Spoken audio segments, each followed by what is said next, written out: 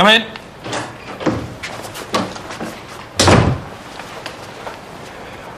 I want to talk about my sexual harassment warning. What about it? Well, it was a totally innocent mistake, and now I am the butt of every single joke in this hospital. You call it a mistake, Gerald, but the evidence is on record. Well, I want it removed, along with the warning, and I want every trace gone from my personnel file ASAP. Oh, I bet you do, but my stance on sexual misconduct is very clear. Well, it seems to me as though some people can get away with it, if they're powerful enough. Perhaps you better clarify that, Gerald. What goes in the hot tub stays in the hot tub, that is fine. But it seems to me that things have progressed since then. Are you trying to blackmail me? All I'm doing is making one simple request, a very small one that is so very easy for you to grant.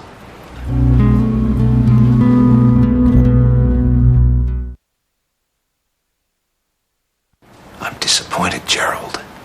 Tactics like this from you. Well, I know I've probably blown any chance I ever had of being your PA one day. Ha! But you don't understand what this means to me. It's my pride in my job. Blackmail is nothing to be proud of. Just take the warning off my file, Dr. Mackay, or I won't be held responsible for my actions. For your illegal actions, I'll tell you what I'll do. Not because there is anything inappropriate going on between myself and any individual, because there isn't, but because, as we both know, mud sticks. That's my whole point. So all things considered, the answer is yes. I will remove the warning from your file, so slate clean. However, I will keep the record handy for insurance. Insurance? If there is any word around this hospital about any affair that I'm supposedly having, I will know who to blame. And believe me, a warning will be the least of your worries. Is that clear? Crystal. And here's me thinking it was just an expression. What? Bashing the bishop. Kip, I've told you before. Take a look at this. Oh. Oh, indeed. I'm just about to give him the good news. Well, you'll be professional, of course. Of course. Bishop Malcolm. Mm-hmm. We're ready to transfer you to the surgical ward now. Oh, yes? And I'm afraid you have gonorrhea. I'm sorry? Could you say that again? I said, I'm afraid you have gonorrhea. Are you sure? Quite sure. But how accurate is the test? Oh, very. Bishop Malcolm has gonorrhea? No. Excuse me, this patient is ready for transfer to the medical ward. Thank you very much. Of course, you have a moral obligation to inform your wife and any other sexual partners you may have had since your last STD check.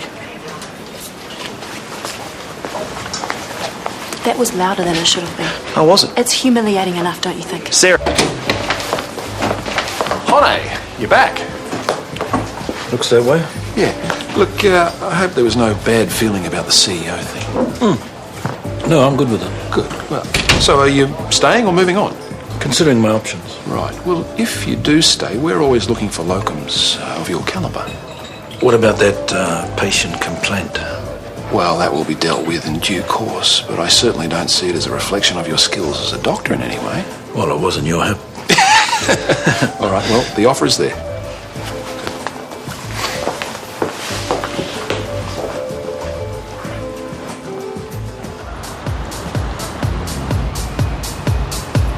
So how's your day been? Okay, how about you? Oh, where do I start? So, you heard about Tanya? I heard, yeah. Okay, so this is what this catch-up is about. How's Kip coping? It must have hurt, mate. You don't know the half of it. Well, I'm listening. Oh, wait till I get to the part where I got down on one knee to propose. Oh, you didn't. And her new boyfriend is in the kitchen making coffee. And I'm blathering on like a dickhead, too stupid to realise that she's already gone looking for somebody else. Oh, Kip. It took her a couple of days.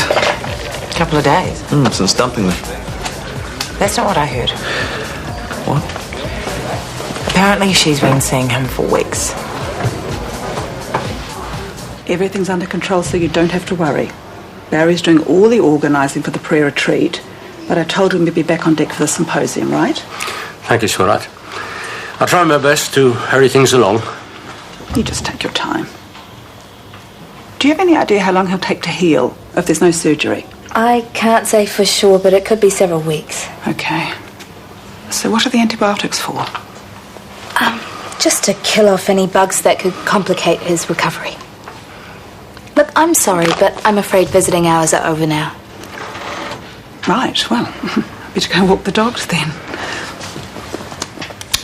You just focus on getting better, okay? I will. See you tomorrow. Bye, Prue.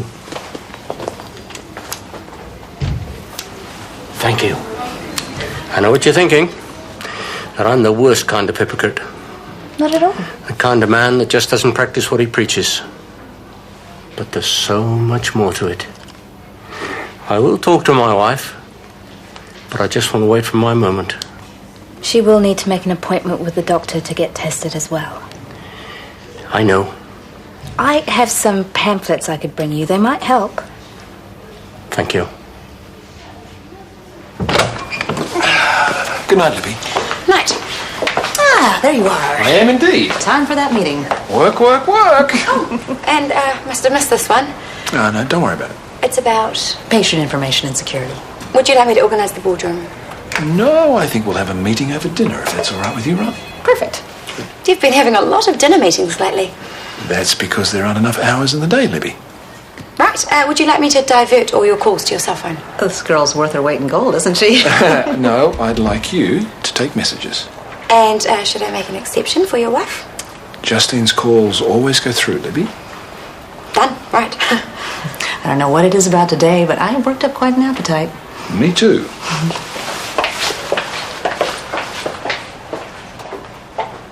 It's a month-long course of study, but I do need to get over there and get my accommodation sorted first. Oh, I forgot you even applied for this course. And, what, you're going to be gone for 5 weeks? Yeah, give or take. Well, good on you for being accepted, but... Well, why don't you come with me? What? You, me, Melbourne. You must have heaps of leave owing. Nice thought, but I can't leave the PCC in the lurch right now. Yes, you can. No, Callum. Callum can get a locum. You haven't taken a break in, like, forever. This diploma, it's just the first stage of... A 3-year course of study at various international hospitals. Fitted in around my regular job, though, of course. And how is this meant to fit in around making babies? Well, we'll cross that bridge when we come to it. Why are you being so negative? I'm being realistic, honey. And life can sometimes get in the way of career plans. Well, if it does, then bring it on. Get a bit. When are you going to tell me? Mum, I just have to talk to Kip really quickly. Oh. Yvonne, stay. Find out what your daughter's really like. Sorry? Leave Mum out of this. Out of what? The sleazy story of how Tanya, I've got trust issues, Jeffrey screwed around behind my back with rope harder. Tanya. Thank you. No, Tanya, thank you. Thank you for being a selfish, stupid slapper. Well, Horny made me realise I was never happy with you. Take a good look. Take a damn good look.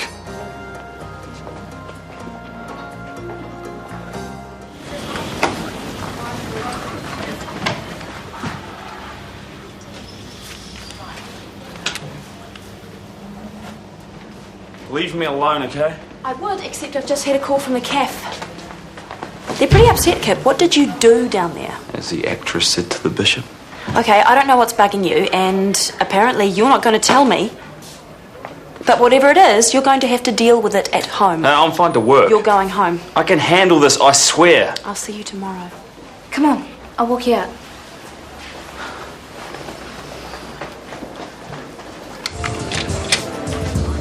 Hi.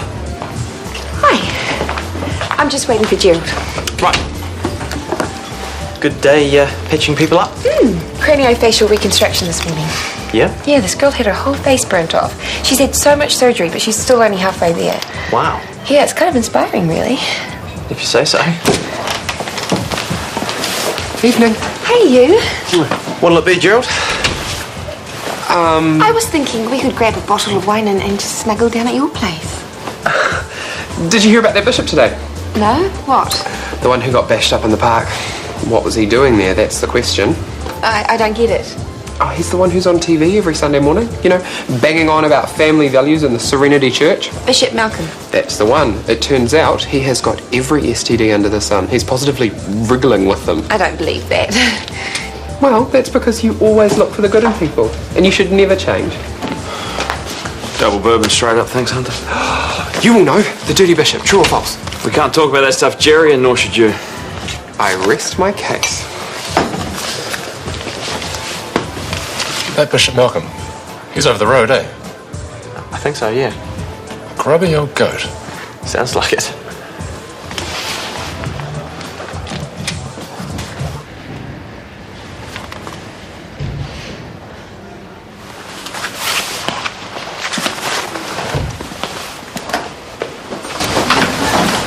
Oh, I'm sorry, but visiting hours are over. Yeah, sorry. Who were you after? My Uncle Lester in there, but he's asleep. I'll come back tomorrow.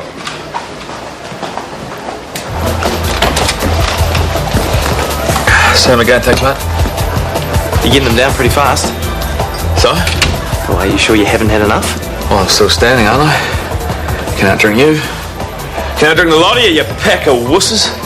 Kip, how about we head home, eh? No, I want another drink. Hunter. Only I think you're intoxicated. Just a bit. What do you think we come here for? Have you had anything to eat? Just leave me alone, man. I can be a sad, pathetic drunk all on my own. I thought misery loves company. No, it does, man. It totally does. Now, you gonna get me that other drink or not? Okay, time to leave, bro. No, I want another drink. Besides, I'm still standing. Yeah, not for much longer, okay? Come on. Hey, I want to see Tanya. Bad idea. Yeah, no, I want to see Tanya. Poor guy. Dropped like a hot rock. He's shattered. It's obviously really hurt him. And Tanya doesn't even seem to care. Heartless. Like someone else I know. Who? Oh, Callum Mackay. He's having an affair with Martha Riley, isn't he, Gerald? Hush. Not in front of the children. Oh, thanks. Pleasure. Thanks, Hunter. You said they were already at it, and I'm sure you're right. Whenever they're in the same room, you can practically smell the sex. No, it's not happening. No way. What? Well, I thought there was something going on, but I was wrong. That's crazy. They are always together. Look, it is just the whole American corporate schmoozing thing, okay? It looks like they're all take me now, but trust me, they're not. It's just, I don't know, it's just two boring middle-aged has-beens trying to convince themselves that they've still got it. That's a bit cruel, isn't it? It's a big turnaround. Well, no, I just call it like I see it, and it's boring. Tanya! Tanya, open up. I know you're in there. For goodness sake, I'm trying to get Jay to sleep. I can't even get home. Tanya! Right, that does it. No, Maya, don't open that door. You can't hide in there forever, you know. He's flipping out. You don't know what he'll do. She's right, Maya. Fine. I'll call the police. It's not a matter for the police. Well, I'll call Scotty then. Someone has to make him stop. Fine. Stay in there, you coward. Slag! Okay, I'm going to go upstairs. Oh, it's no better up there, trust me.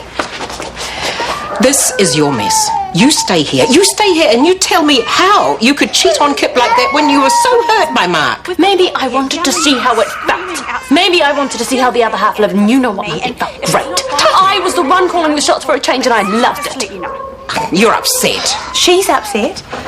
Open the door! Kip, go away. You are scaring Jay. You did that. You encouraged him. If he's not gone in 1 minute, I will call the police. I suppose you think you're in love with Honey. But how well do you even know him? Well enough to know I was never in love with Kip. Tanya, please, just open the door. Mate, please, give it up. You gutless, Jeffries! Gutless! Kip, come on.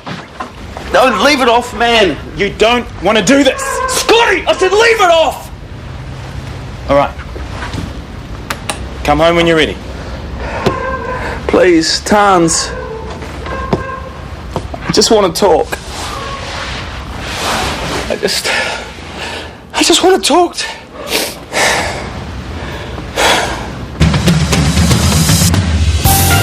We're back in Shortland Street on Monday at noon, and from Ferndale to Walford, a bona fide soap star drops by The Daily Show at 10 to 5 today, Pam St. Clement, otherwise known as the formidable Pat Butcher.